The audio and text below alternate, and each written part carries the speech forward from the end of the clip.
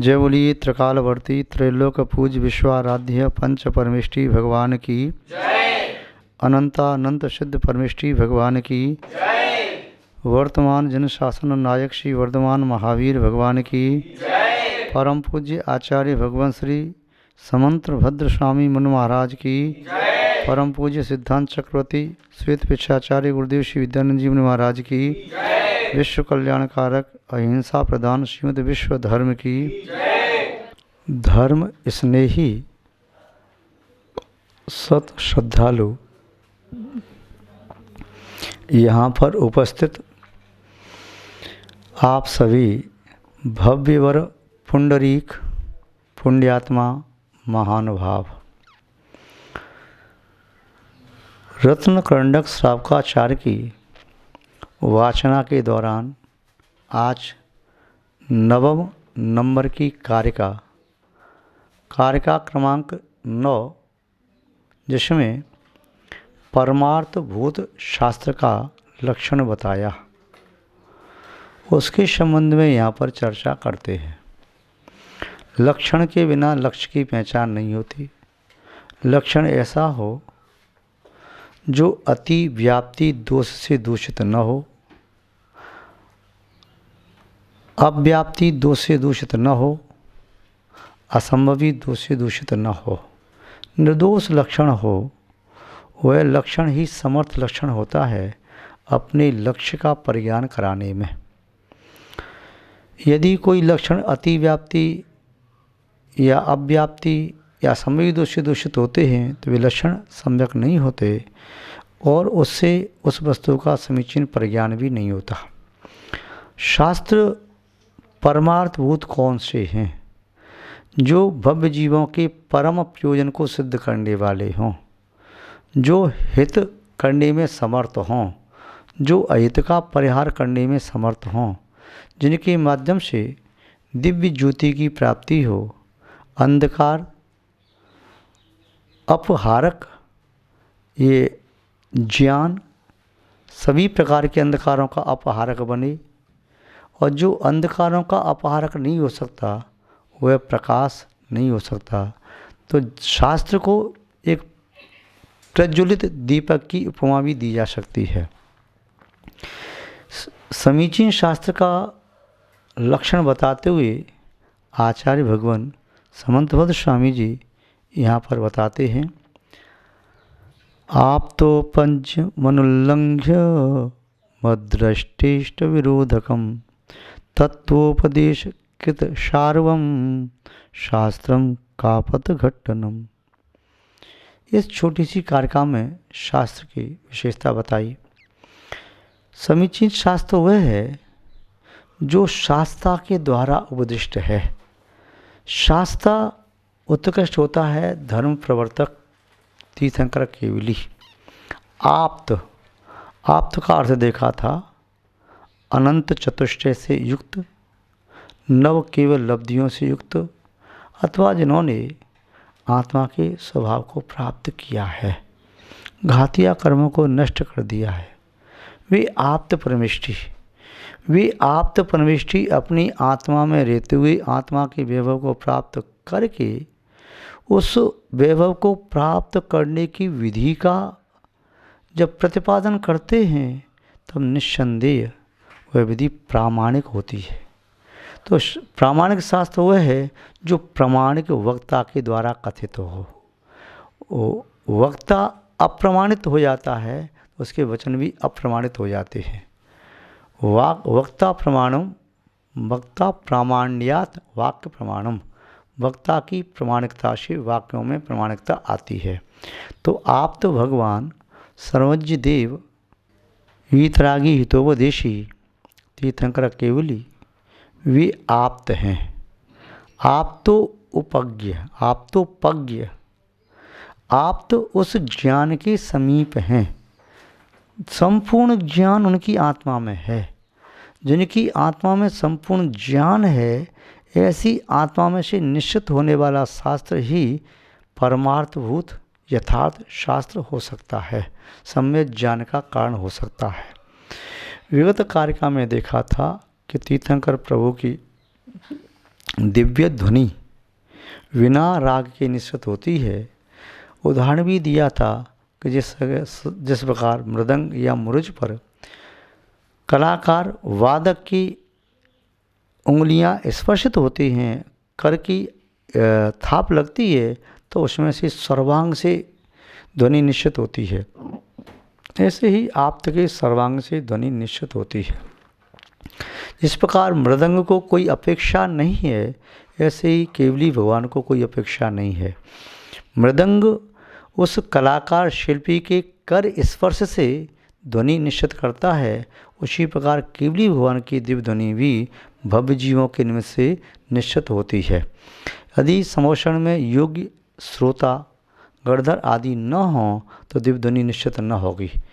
तो उस मृदंग या मुरुज पर थाप लगने से दिव्य ध्वनि निकलती है, तो वह दिव्य ध्वनि इसे आगम का अंश कहते हैं। आगम शब्द में 3 अक्षर हैं, आ ग म, आप्त द्वारा कथित, गणध द्वारा संग्रहित, मुनियों द्वारा विरचित। तो आप्त के द्वारा उपज्ञ, आप्त के द्वारा प्रणीत, आपके द्वारा कथित, आपके द्वारा निःसृत, जो आप्त रूपी पर्वत से हिमालय से निकली है गंगा नदी की तरह से, ऐसी वाणी भव्य जनों के चित्त को पवित्र करने वाली, जिस जनवाणी रूपी उस गंगा में ज्ञानी जन जैसे हंस पक्षी कलरव करते हैं, आनंद का अनुभव करते हैं, किंतु कीचड़ में आनंद मनाने वाले उस निर्मल जल में आनंद नहीं लेते। वो तो गंगा नदी से छिड़क करके दूर जाने वाला गंदा जल या मिट्टी में पड़ा हुआ गंदा जल, उसमें मेढक आदि, कश्यप आदि या अन्य बगला आदि मछली खाने के इच्छुक, तो वे उस गंदे जल में जाते हैं। किंतु शुद्ध जल में मराल, राजहंस पक्षी, ऐसी भगवान की दिव्य ध्वनि जो सम्यक वाणी है, उसमें ऋषि मुनि यति अनगार श्रावक श्राविका आर्यका यानी समदृष्टि धर्मात्मा व्यक्ति उस जिनवाणी में अवगाहन करते हैं। वह जिनवाणी उनके लिए अमृतभूत है। और कैसी है वह जिनवाणी? भगवान की वाणी कैसी है? वह आगम कैसा होता है? अनुल्लंघ्य, वह किसी के द्वारा उल्लंघन करने के योग्य नहीं। कोई भी एकांतवादी उस वाणी का उल्लंघन करना चाहे तो उसका उल्लंघन नहीं कर सकता। वह बहुत उत्कृष्ट है, उसे लांघने में कोई समर्थ नहीं, क्योंकि वह केवली की वाणी है, सर्वज्ञ की वाणी है, उसके पार कौन जा सकता है। यह सुत रूपी समुद्र इतना अगाध और विशाल है, इसको लांघना असंभव है। छद्मस्त व्यक्ति जब तक छद्मस्त है तब तक उसको लांघ नहीं सकता, और जब वह लांघने में समर्थ होता है तब केवल ज्ञानी बन जाता है। कोई व्यक्ति कहे कि संसार में आप सर्वज्ञ केवल ज्ञानी तो होते नहीं, तो उससे आचार्य महोदय ने पूछा, केवल ज्ञानी सर्वज्ञ नहीं होते, आप ऐसा कह रहे हैं तो किस अपेक्षा से कह रहे? अभी वर्तमान काल में तो है नहीं, बताओ यदि हैं तो बताओ कहाँ है केवल ज्ञानी? यहाँ पर तो है नहीं। ठीक है, यदि आप ऐसा कहते हैं कि केवल ज्ञानी सर्वज्ञ आप्त भगवान अभी इस वर्तमान काल में नहीं है, इस समय यहाँ पर नहीं है, ठीक है, ये बात हमें भी इष्ट है कि सर्वज्ञ भगवान यहाँ पर नहीं है और इस क्षेत्र में नहीं है, तो कहीं दूसरे क्षेत्र में या कभी भूतकाल में हुए थे, भविष्य में हो सकते हैं, इसमें आपको मानने में क्या हर्ज है? वह कहता है नहीं, मैं कहता हूँ कि सर्वज्ञ भगवान तो न तो यहाँ हैं, न वहाँ हैं, न कहीं भी नहीं हैं। इस पूरे विश्व में कहीं है ही नहीं सर्वज्ञ, और न आज हैं, न कल थे, न आगे हो सकेंगे। आचार्य महोदय पूछते हैं, भैया तुमने क्या संपूर्ण लोक आलोक को जान लिया? क्या तुमने संपूर्ण अतीत काल को, अनागत काल को जान लिया, वर्तमान काल को जान लिया? जो तुम कहती हो कि सर्वज्ञ अतीत काल में कभी नहीं हुए, अनागत काल में कभी नहीं होंगे, यहाँ पर भी नहीं है, लोक आलोक में कहीं भी नहीं है, ऐसा तुमने जान लिया है? क्या आप तीनों कालों के संपूर्ण समय की अपेक्षा संपूर्ण समय के ज्ञाता हो गए? क्या संपूर्ण क्षेत्र के आप ज्ञाता हो गए? वह कहता है ऐसा ही मान लो। ठीक है, यदि आप कहते हैं कि आपने तीनों काल और तीनों लोगों के बारे में जान लिया तो ठीक है, फिर तो तुम ही सर्वज्ञ हो गए। हम यही तो कहना चाहते हैं, जो सर्व को जानता है, संपूर्ण को जानता है, संपूर्ण क्षेत्र संपूर्ण काल की बातों को जानता है, वह सर्वज्ञ है। वो कहता है नहीं नहीं मैं नहीं जानता, तो नहीं जानता तो ठीक है, अब मान लो बात को कि सर्वज्ञ होता है, आज नहीं है, यहाँ नहीं है, किंतु कभी था, आगे भी होगा, कि दूसरे क्षेत्र में आज भी हो सकता है। तो सर्वज्ञ भगवान वह त्रिकालदर्शी, सर्वदर्शी, सर्वज्ञ होते हैं। उनके द्वारा कही हुई बात मुख से नहीं कहते, सर्वांग से निश्चित होती है। मागध जाति के देव भाषा रूप वह प्रणत करते हैं। सभी भव्य जीवों को अपनी अपनी भाषा में समझ में आती है। वे मागध जाति के देव 18 महाभाषाओं में और 700 लघु भाषाओं में प्रणत कर देते हैं उन ओंकार में दिव्य ध्वनि को या अनक्षर रूप दिव्य ध्वनि को। और कैसी है दिव्य ध्वनि? शास्त्र कैसा है? अदृष्टेष्ट विरोधकम अनुलंघ्य। तो यह दिव्य ध्वनि, ये शास्त्र प्रत्यक्ष और अनुमान आदि परोक्ष ज्ञानों के द्वारा भी विरोध को प्राप्त नहीं होता। किसी भी युक्ति और तर्क से, किसी भी प्रत्यक्ष उदाहरण से या परोक्ष की बातों से यह कभी भी किंचित भी कैसे भी विरोध को प्राप्त नहीं होता। वे आगम नहीं होता जो आगम का विरोधी हो। आगम का विरोध करने वाली बात यदि आप मानते हैं और उसे दृढ़ सिद्धांत से मानते हैं तो मिथ्या दृष्टि मानना चाहिए, क्योंकि आपकी बात यदि आगम का विरोध कर रही है तो आप आगमज्ञ नहीं हैं, आगमानुसारी नहीं है।